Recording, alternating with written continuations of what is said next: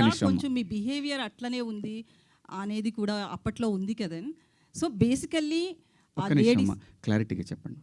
అయితే బిగ్ బాస్లో మీరు ఒకసారి మాట్లాడుతూ నాగార్జున గారితోటి ఆడవాళ్ళ తల కిందేసి తొక్కుదును అదే నా ఇంట్లో ఆడవాళ్ళు అయితే అని సంథింగ్ కొన్ని మాట్లాడారు అప్పట్లో.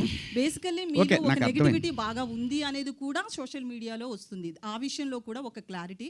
మొన్న రిలీజ్ అయిన మీ సినిమా కూడా మంగపతి అనే క్యారెక్టర్ విషయంలో కూడా అది బాగా మీకు నచ్చింది. బట్ అది లేడీస్ యాక్సెప్ట్ చేయలేదు ఆ క్యారెక్టర్ని. జెంట్స్ చాలా వరకు మీకు మీ వైపు నిలబడితే లేడీస్ చాలామంది ఆ క్యారెక్టర్ మీద చాలా నెగిటివిటీతో ఉన్నారు. సో ఇదంతా కూడా అతని మనసులోంచి వచ్చింది అనేది కూడా వినిపిస్తుంది. ఈ విషయంలో ఒక క్లారిటీ. 100% ఎప్పుడు కూడా యాక్సెప్టెన్సీ ఉండదమ్మా. ఇక్కడ అభిప్రాయాలు మారుతూ ఉంటాయి. సిచ్యువేషన్ మారినప్పుడు ఆ మనిషిని మంచిగాను చూస్తారు, చెడుగాను చూస్తారు.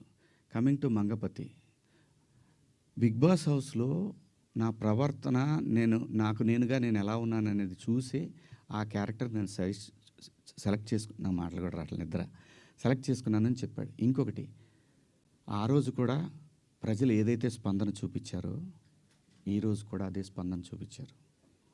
బిగ్ బాస్ హౌస్లో ముఖ్యంగా మా ప్రాంతంలో నాకు సగం వయసు అయిపోయిందమ్మా, 50 క్రాస్ అయ్యా.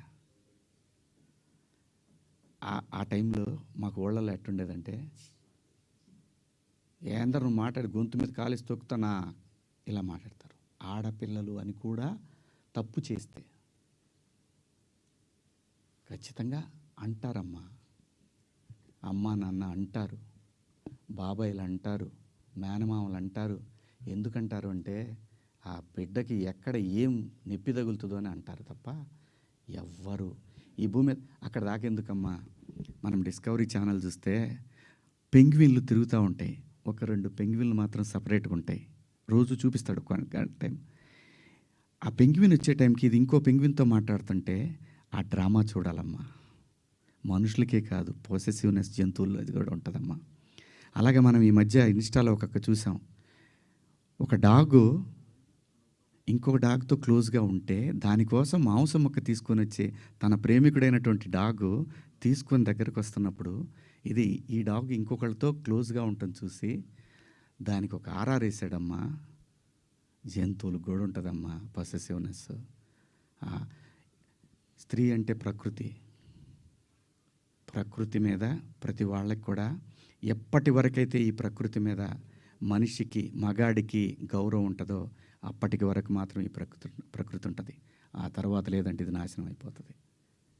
ప్రకృతి అంటే స్త్రీ, స్త్రీ అంటే ప్రకృతి. అమ్మ